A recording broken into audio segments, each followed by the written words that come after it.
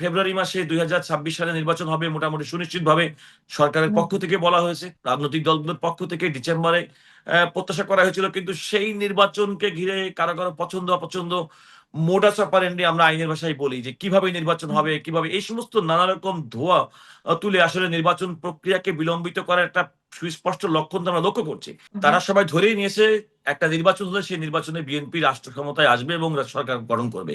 এই একটা এই একটা বিষয়টাকে বিবেচনায় নিয়েই আমার মনে হয় তার একটা পাল্টা ন্যারেটিভ তৈরি করার জন্য বিভিন্ন রাজনৈতিক দলের পক্ষ থেকে যে একটি করা হয়, আমার মনে হয় সেটির একটু অংশ হতে পারে বলে আমি আশঙ্কা প্রকাশ করছি। আপনি কি মনে করছেন দেশ কোন দিকে যাচ্ছে? না, বাংলাদেশ কোন দিকে যাচ্ছে এই কথা বলার হতাশ হওয়ার কোনো সুযোগ আমি দেখছি না। সুতরাং বাংলাদেশে তো এ ধরনের ঘটনা সবসময় ঘটে থাকে। সুতরাং এই সমস্ত ঘটনার মধ্য দিয়ে বাংলাদেশ এগিয়ে যায়। বাংলাদেশ আমাদের কাঙ্ক্ষিত লক্ষ্যে যেতে হবে। তবে যে কথাটি হচ্ছে যে, আপনি যে সমস্ত বিষয়গুলো উল্লেখ করলেন সেগুলো খুব অপ্রত্যাশিত। যেমন নুরুল হক নুরুর উপর হামলা, চট্টগ্রাম ইউনিভার্সিটিতে ছাত্রদের উপর হামলা। এটাও যেমন একদিকে আছে তেমনি কিন্তু আবার উৎসবমুখর পরিবেশে ঢাকা ইউনিভার্সিটি ডাকসু নির্বাচন সামনে আসন্ন, জাকসু নির্বাচন আসন্ন, রাকসু নির্বাচন আসন্ন। সুতরাং এরকম বাংলাদেশের এরকম রাজনৈতিক ডামাডোলের মধ্য দিয়েই বাংলাদেশ আসলে মূলত এগিয়ে গেছে। আমি এগুলোকে খুব বেশি বড় ধরনের কোনো আ আ আ বিষয় আমি মনে করতে চাই না। বরং আমি মনে করতে চাই যে জুলাই ২০২৪ আমাদের গণ-অভ্যুত্থান পরবর্তী যে স্বপ্ন এবং বিশেষ করে তৎকালীন ফ্যাসিবাদ বিরোধী রাজনৈতিক দলগুলোর মধ্যে ঐক্যের যে বিষয়টি প্রত্যেকের মধ্যে প্রত্যাশিত ছিল, সেই প্রত্যাশার জায়গাটা আমি বলতে পারি যে অনেকাংশে ঘাটতি লক্ষ্য করছি। যে সমস্ত ঘটনাগুলো ঘটছে সেগুলো আসলে একেবারে অপ্রত্যাশিত। তবে আমাদের মনে হয় যে বর্তমান অন্তর্বর্তীকালীন সরকারের আমরা সবসময় বলে আসছি যে তিনি যখন রাষ্ট্র দায়িত্ব পালন করছেন তখন তাকে কিন্তু সবকিছু বিবেচনার মধ্যে রাখতে হবে। এবং বাংলাদেশে যেকোনো ঘটনা ঘটুক না কেন রাষ্ট্র পরিচালনায় যিনি দায়িত্বে থাকবেন তিনি সেগুলোকে আমলে নিবেন, যথোপযুক্ত ব্যবস্থা গ্রহণ করবেন। আ একটা বিষয় যেটা হচ্ছে এই সরকারটি গঠনের পর থেকে আমরা লক্ষ্য করেছি যে এটা আসলে নন গভর্নমেন্টাল একটা এনজিও টাইপের সরকার হওয়ার কারণে রাজনীতি করা খুব মানুষ কিন্তু এর মধ্যে নাই। রাজনৈতিক সচেতন মানুষ থাকতে পারে। কিন্তু আসলে হুম, রাজনীতিবিদরাই কিন্তু রাজনীতি করেন। একটা রাজনৈতিক দলের কিংবা দেশের একটা সংকটময় পরিস্থিতিতে আসলে রাজনৈতিক একজন নেতৃবৃন্দ যেভাবে সেই জিনিসটাকে হ্যান্ডেল করতে পারেন, আমার মনে হয় সরকারের এই ক্ষেত্রে মনে হয় কিছুটা দুর্বলতা আছে। এই দুর্বলতার দুর্বলতা আছে। কারণেই আচ্ছা, আসলে আমার এখানে মনে হয় আমি একটু উল্লেখ করতে চাই যে আপনাদের অ্যাক্টিং চেয়ারপারসন যে কথাটা বলেছেন যে দেশের জটিল পরিস্থিতি, জটিল হয়ে উঠছে দেশের পরিস্থিতি এবং জটিল করে তোলা হচ্ছে।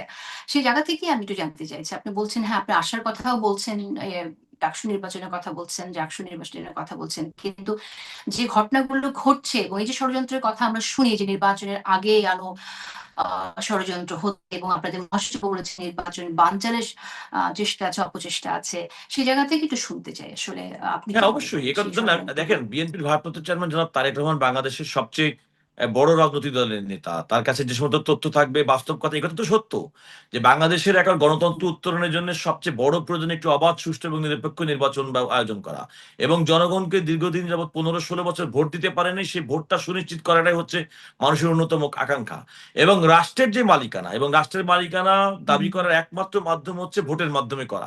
তো যারাই ভোটকে প্রলম্বিত করতে চায়, যারা এরকম ষড়যন্ত্র করছে তাদের বিরুদ্ধে তো তিনি তো সুস্পষ্ট ভাষায় বারবার হুম, বলেছেন যে এই নির্বাচনকে নিয়ে আগামী দিনের নির্বাচন আমাদের জন্য খুব সহজ হবে না, কঠিন হবে। নানা রকম ষড়যন্ত্রকারীরা নানা রকম অপপ্রচার চালাবে। আমি বলছি এই সমস্ত বিষয়গুলোর মধ্যেই তো অবশ্যই এক ধরনের নির্বাচন কেন্দ্রিক একটা ইঙ্গিত বহন করে। আমি যদি এভাবে না বলে থাকি, যেমন দেখেন এখন নির্বাচন ফেব্রুয়ারি মাসে ২০২৬ সালে নির্বাচন হবে মোটামুটি সুনিশ্চিতভাবে সরকারের হুম, পক্ষ থেকে বলা হয়েছে। রাজনৈতিক দলগুলোর পক্ষ থেকে ডিসেম্বরে প্রত্যাশা করা হয়েছিল। কিন্তু সেই নির্বাচনকে ঘিরে কারো পছন্দ অপছন্দ, মোডাস অপারেন্ডি আমরা আইনের ভাষায় বলি যে কিভাবে নির্বাচন হুম, হবে, কিভাবে এই সমস্ত নানা রকম ধোঁয়া তুলে আসলে নির্বাচন প্রক্রিয়াকে বিলম্বিত করার একটা সুস্পষ্ট লক্ষণ তো আমরা লক্ষ্য করছি। কিন্তু আমি হুম, বলছি যে সেইটাকে শক্ত হাতে দমন করার জন্যে এবং আমি মনে করি নির্বাচনী নির্বাচনী ব্যবস্থার মাধ্যমে একটা গণতন্ত্র উত্তরণের পথকে সুগম করার জন্যে বর্তমান অন্তর্বর্তীকালীন সরকারকে আরো বেশি শক্ত হতে হবে, আরো বেশি আমি মনে হয় আরো বেশি মানে প্রোঅ্যাক্টিভ হতে হবে, যে অ্যাক্টিভিটিস আমরা দেখছি না। মানে যারা যারা আপনি বলছেন যারা দাবি তুলছে নির্বাচনের পদ্ধতি নিয়ে তাদেরকে শক্ত হাতে ডিল করতে হবে, এটা বলছেন আপনি? না, আমি তা বলছি না। আমি বলছি যে সমস্ত অপকর্মগুলো ঘটছে, যারা দাবি করছে এই সমস্ত ব্যক্তিকে শক্তভাবে দমন করার কথা আমি বলছি না। আমি বলছি যে সমস্ত অনুষঙ্গগুলো ঘটে নির্বাচনী ব্যবস্থাকে প্রলম্বিত করার যে প্রচেষ্টা, সেগুলোকে সরকারকে শক্তভাবে দমন করতে হবে। আমি বলছি যদি কোনো অপরাধী হয়, অপরাধীকে শাস্তির আওতায় আনতে হবে। যেমন আজকে চট্টগ্রাম ইউনিভার্সিটি যে ঘটনা ঘটেছে, ওখানে একজন প্রভিসির বক্তব্য দিয়ে নিষিদ্ধ সংগঠনের নাম উল্লেখ করে বলছেন তারা এই ঘটনার সঙ্গে জড়িত। সেক্ষেত্রে তো আইন শৃঙ্খলা রক্ষাকারী বাহিনী এবং সরকারের দায়িত্ব সেগুলোকে শক্ত হাতে অবলম্বন করা।